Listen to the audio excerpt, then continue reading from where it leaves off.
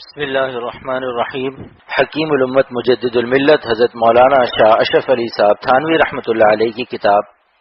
حیات المسلمین میں روح ہفتم، اللہ والوں کی صحبت، ان سے اچھی باتیں سنیں اور ان سے اچھی خصلتیں سیکھیں، اور جو نیک لوگ گزر گئے ہیں ان کے اچھے حالات کی کتابیں پڑھ کر یا پڑھوا کر ان کے حالات معلوم کرنا کہ یہ بھی ایسا ہی ہے جیسے گویا ان کے پاس ہی بیٹھ کر ان سے باتیں سنی اور اچھی اچھی خصلتیں سیکھ لیں۔ چونکہ انسان کے اندر اللہ تعالیٰ نے یہ خاصیت رکھی ہے کہ دوسرے انسان کے خیالات اور حالات کا بہت جلد اور بہت قوت کے ساتھ اور بدون کسی خاص کوشش کے اثر قبول کر لیتا ہے، اچھا اثر بھی اور برا اثر بھی۔ اس لیے اچھی صحبت بہت ہی بڑے فائدے کی چیز ہے، اور اسی طرح بری صحبت بڑے نقصان کی چیز ہے۔ اور اچھی صحبت ایسے شخص کی صحبت ہے جس کو ضرورت کے موافق دین کی باتوں کی واقفیت بھی ہو اور جس کے عقیدے بھی اچھے ہوں، شرک و بدعت اور دنیا کی رسموں سے بچتا ہو، اعمال بھی اچھے ہوں، نماز روزہ اور ضروری عبادتوں کا پابند ہو، معاملات بھی اچھے ہوں، لین دین صاف ہو، حلال حرام کی احتیاط ہو، اخلاق ظاہری بھی اچھے ہوں، مزاج میں عاجزی ہو، کسی کو بے وجہ تکلیف نہ دیتا ہو، غریبوں اور حاجت مندوں کو ذلیل نہ سمجھتا ہو، اخلاق باطنی بھی اچھے ہوں، خدا تعالی کی محبت اور اس کا خوف دل میں رکھتا ہو، دنیا کا لالچ بھی دل میں زیادہ نہ رکھتا ہو، دین کے مقابلے میں مال اور راحت اور آبرو کی پرواہ نہ رکھتا ہو، آخرت کی زندگی کے سامنے دنیا کی زندگی کو عزیز نہ رکھتا ہو، ہر حال میں صبر و شکر کرتا ہو۔ جس شخص میں یہ باتیں پائی جائیں اس کی صحبت اکثیر ہے، اور جس شخص کو ان باتوں کی پوری پہچان نہ ہو سکے اس کے لیے پہچان ہے کہ اپنے زمانے کے نیک لوگ جن کو اکثر مسلمان عام طور پر نیک سمجھتے ہوں، ایسے نیک لوگ جس شخص کو اچھا کہتے ہوں اور 10-5 بار اس کے پاس بیٹھنے سے بری باتوں سے دل ہٹنے لگے اور نیک باتوں کی طرف دل جھکنے لگے، بس تم اس کو اچھا سمجھو اور اس کی صحبت اختیار کرو۔ اور جس شخص میں بری باتیں دیکھو بدون کسی سخت مجبوری کے اس سے میل جول مت کرو، کہ اس سے دین تو بالکل تباہ ہو جاتا ہے اور بعض دفعہ دنیا کا بھی نقصان ہو جاتا ہے، کبھی تو جان کا کہ کسی تکلیف یا پریشانی کا سامنا ہو جاتا ہے، اور کبھی مال کا کہ بری جگہ خرچ ہو گیا یا دھوکے میں آ کر کسی کو دے دیا، خواہ محبت کے جوش میں آ کر مفت دے دیا، خواہ قرض کے طور پر دیا تھا پھر وصول نہ ہوا، اور کبھی آبرو کا بروں کے ساتھ یہ بھی رسوا اور بدنام ہوا۔ اور جس شخص میں نہ اچھی علامتیں معلوم ہو اور نہ بری علامتیں، اس پر گمان تو نیک رکھو مگر اس کی صحبت مت اختیار کرو۔ غرض تجربے سے نیک صحبت کو دین کے سنورنے میں اور دل کے مضبوط ہونے میں بڑا دخل ہے، اور اس طرح صحبت بد کو دین کے بگڑنے میں اور دل کے کمزور ہونے میں۔ اب چند آیتیں اور حدیث صحبت نیک کی ترغیب میں اور صحبت بد کی مذمت میں لکھی جاتی ہیں۔ نمبر 1، ارشاد فرمایا اللہ تعالیٰ نے، اے ایمان والو اللہ تعالیٰ سے ڈرو اور جو لوگ دین کے پکے اور سچے ہیں ان کے ساتھ رہو، یعنی ساتھ رہنے میں ظاہری صحبت بھی آ گئی اور ان کی راہ پر چلنا بھی آ گیا۔ نمبر 2، ارشاد فرمایا اللہ تعالیٰ نے، اے مخاطب جب تو ان لوگوں کو دیکھے جو ہماری آیات اور احکام میں عیب جوئی کر رہے ہیں تو ان لوگوں کے پاس بیٹھنے سے کنارہ کش ہو جا، یہاں تک کہ وہ کوئی اور بات میں لگ جائے، اور اگر تجھ کو شیطان بہلائے یعنی ایسی مجلس میں بیٹھنے کی ممانعت یاد نہ رہے تو جب یاد آ جاوے، یاد آ جانے کے بعد پھر ایسے ظالم لوگوں کے پاس مت بیٹھ، بلکہ فوراً اٹھ کھڑا ہو اور اس سے ایک آیت کے بعد ارشاد ہے، اور کچھ مجلس سے تکذیب کی تخصیص نہیں بلکہ ایسے لوگوں سے کنارہ کش رہے جنہوں نے اپنے اس دین کو جس کا ماننا ان کے ذمہ فرض تھا یعنی اسلام کو لہو لعب بنا رکھا ہے۔ یہ سورہ انعام کی آیت کا ترجمہ ہے۔ نمبر 3، حضرت ابن عباس رضی اللہ عنہ سے روایت ہے کہ عرض کیا گیا، یا رسول اللہ، ہم جن لوگوں کے پاس بیٹھتے ہیں ان میں سب سے اچھا شخص کون ہے کہ اسی کے پاس بیٹھا کرے؟ آپ صلی اللہ علیہ وسلم نے فرمایا، ایسے شخص کے پاس بیٹھنے کے لیے سب سے اچھا ہے کہ جس کا دیکھنا تم کو اللہ تعالیٰ کی یاد دلا دے، اور اس کا بولنا تمہارے علم دین میں ترقی دے، اور اس کا علم تم کو آخرت کی یاد دلائے۔ میں نے جو اوپر نیک شخص کی علامتیں بیان کی ہیں اس حدیث میں ان سے بعضی بڑی علامتیں مذکور ہیں۔ نمبر 4، حضرت ابو امامہ رضی اللہ عنہ سے روایت ہے کہ رسول اللہ صلی اللہ علیہ وسلم نے فرمایا، اور یہ بھی احتمال ہے کہ شاید حضرت ابو امامہ رضی اللہ عنہ کا قول ہو، تب بھی حدیث ہی ہے کہ حضرت لقمان نے اپنے بیٹے سے فرمایا، اے بیٹا، تو علماء کے پاس بیٹھنے کو اپنے ذمے لازم پکڑنا اور اہل حکمت کی باتوں کو سنتے رہنا، کیونکہ اللہ تعالیٰ مردہ دل کو نور حکمت سے اس طرح زندہ کر دیتے ہیں جیسے مردہ زمین کو موسلا دھار پانی سے زندہ کر دیتے ہیں۔ نمبر 5، حضرت معاذ بن جبل رضی اللہ عنہ سے روایت ہے کہ رسول اللہ صلی اللہ علیہ وسلم نے فرمایا، اللہ تبارک و تعالیٰ کا ارشاد ہے کہ میری محبت ایسے لوگوں کے لیے واجب ہو گئی جو میرے ہی علاقے سے آپس میں محبت رکھتے ہیں اور جو میرے ہی علاقے سے ایک دوسرے کے پاس بیٹھتے ہیں۔ یہ جو فرمایا میرے علاقے سے، مطلب یہ ہے کہ محض دین کے واسطے۔ نمبر 6، حضرت ابو موسیٰ رضی اللہ عنہ سے روایت ہے کہ رسول اللہ صلی اللہ علیہ وسلم نے ارشاد فرمایا کہ نیک ہم نشیں اور بد ہم نشیں کی مثال ایسی ہے جیسے ایک شخص مشک لیے ہوئے ہو، یہ مثال ہے نیک صحبت کی، اور ایک شخص بھٹی کو دھونک رہا ہو، یہ مثال ہے بد صحبت کی۔ سو وہ مشک والا تو تجھ کو دے دے گا، یا اگر نہ بھی دیا تو اس سے تجھ کو خوشبو ہی پہنچ جائے گی، اور بھٹی کا دھونکنے والا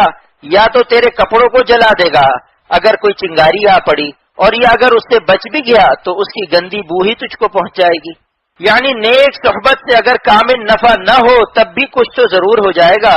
اور بد صحبت سے اگر کامل ضرر نہ ہوا تب بھی کچھ تو ضرور ہو جائے گا۔ نمبر 7، حضرت ابو سعید رضی اللہ عنہ سے روایت ہے کہ انہوں نے نبی کریم صلی اللہ علیہ وسلم سے سنا ہے کہ فرماتے تھے کہ کسی کی صحبت اختیار نہ کرو بجز ایمان والے کے۔ یعنی اس کے دو معنی ہو سکتے ہیں، ایک یہ کہ کافر کی صحبت میں مت بیٹھو، دوسرا یہ کہ جس کا ایمان کامل نہ ہو اس کے پاس مت بیٹھو۔ پس پورا قابل صحبت وہ ہے جو مومن ہو، خصوصاً جو مومن کامل ہو، یعنی دین کا پورا پابند ہو۔ نمبر 8، حضرت ابو رزین رضی اللہ عنہ سے روایت ہے، ان سے رسول اللہ صلی اللہ علیہ وسلم نے فرمایا کہ میں تم کو ایسی بات نہ بتلاؤں جو اس دین کا بڑا مدار ہے، جس سے تم دنیا و آخرت کی بھلائی حاصل کر سکتے ہو۔ ایک تو اہل ذکر کی مجلس کو مضبوط پکڑو،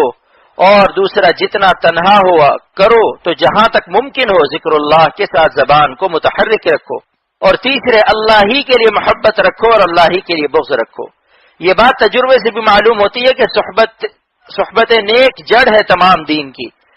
کی حقیقت، دین کی حلاوت، دین کی قوت کے جتنے ذریعے ہیں سب سے بڑھ کر ذریعہ ان چیزوں کا صحبت نیک ہے۔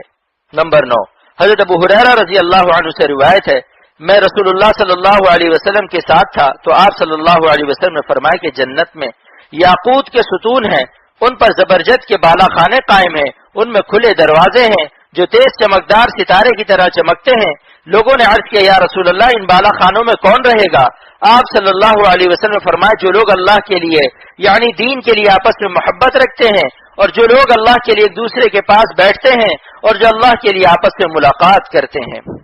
نمبر 10، حضرت سمرہ رضی اللہ عنہ سے روایت ہے کہ رسول اللہ صلی اللہ علیہ وسلم نے فرمایا مشرکین کے ساتھ نہ سکونت کرو اور نہ ان کے ساتھ یکجائی کرو، یعنی ان کی مجلس میں مت بیٹھو، جو شخص ان کے ساتھ سکونت کرے گا وہ انہی میں سے ہے۔ ان سب آیتوں اور حدیثوں سے مدعا کے ایک جز کا ثابت ہونا تو ظاہر ہے، یعنی نیک لوگوں کے پاس بیٹھنا تاکہ ان سے اچھی باتیں سنے اور اچھی خصلتیں سیکھے۔ اب مدعا کا دوسرا